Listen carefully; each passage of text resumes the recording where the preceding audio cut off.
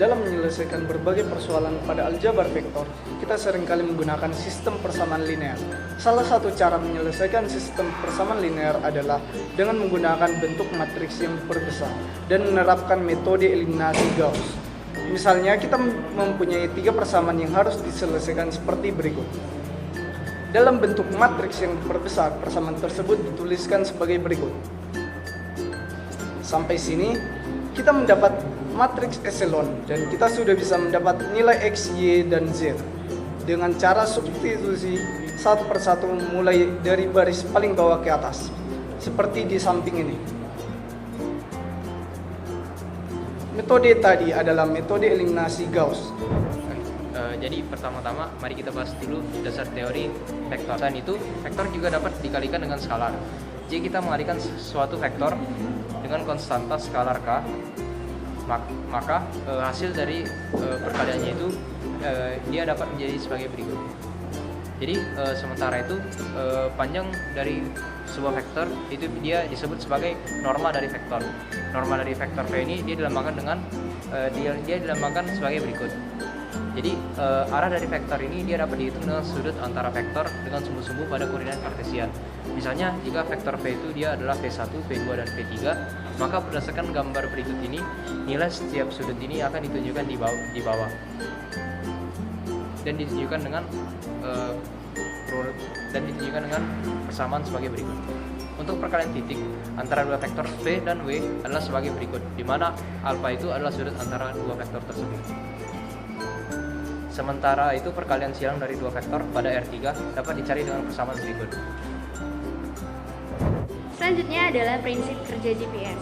Nah, dalam menentukan posisi, GPS memiliki 3 komponen utama yang saling bekerja sama untuk menghitung posisi pengguna. Nah, 3 komponen itu adalah GPS Ground Control Station, kemudian GPS Satellites, dan juga GPS Receiver. Nah, GPS Ground Control System itu adalah stasiun-stasiun yang ada di bumi. Nanti stasiun tersebut akan mengontrol kinerja dari satelit dan juga jam atomnya. Kemudian mereka juga mengoreksi sinyal-sinyal yang diterima dari satelit. Kemudian nanti dikembalikan dan dikirim ke pengguna. Selanjutnya satelit-satelit tersebut berada dalam 6 orbit, di mana masing-masing 6 orbit itu memiliki 4 satelit yang terus-menerus berputar mengelilingi bumi. Nah, satelit-satelit tersebut membutuhkan waktu sekitar 12 jam untuk mengorbit bumi, yang berarti mereka dapat mengelilingi bumi itu selama 2 kali sehari. Nah, selanjutnya komponen yang ketiga adalah GPS receiver atau penerima. Nah, ini adalah alat yang digunakan untuk menerima sinyal GPS. Nah, receiver ini yang nantinya bisa kita gunakan untuk di smartphone kita untuk menyalakan GPS. Gitu. Sudah dibahas bahwa receiver harus menerima sinyal dari 3 satelit. Receiver menghitung jarak dari setiap satelit dan menentukan posisinya. Metode ini disebut dengan trilateration. Nah, misalkan kita mempunyai kasus trilateration pada R2 sebagai berikut ini.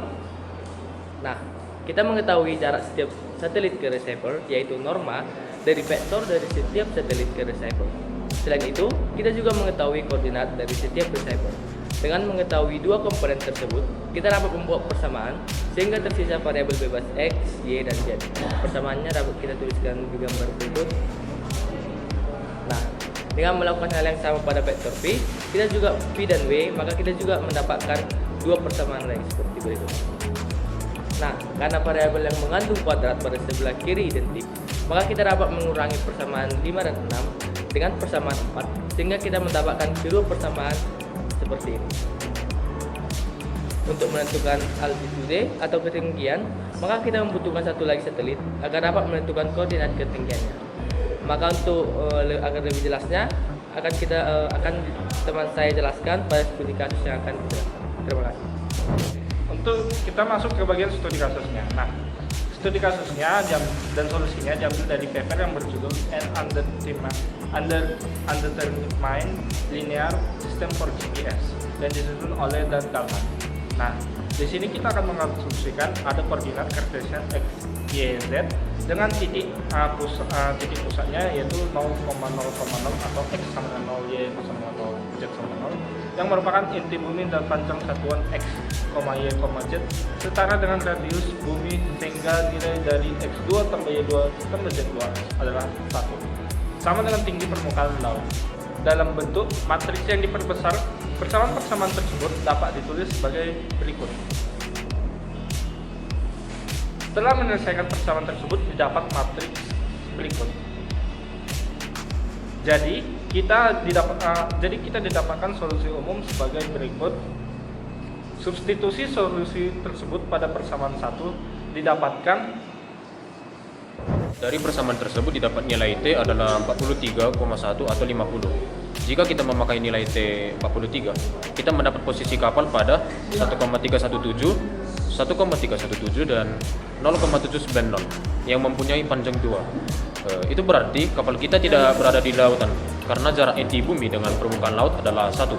Jika kita memakai nilai T itu 50, kita mendapat posisi kapal 0,667, 0,667 dan 0,332 yang mempunyai panjang 0,997. Nilai tersebut mendekati 1 yang berarti kapal berada di permukaan laut. Jadi kita dapat menyimpulkan posisi kapal tersebut ada di posisi 0,667, 0,667 dan 0,332. Sekian dan terima kasih. Baik, yang terakhir itu kesimpulan dari penelitian yang dilakukan dapat disimpulkan bahwa vektor dapat digunakan untuk menentukan posisi di permukaan bumi dengan GPS. Konsep yang digunakan adalah trilateration dan penyelesaiannya banyak menggunakan sistem persamaan linear. Nah, demikian dari hasil kerja proyek kami. Sekian dan terima kasih.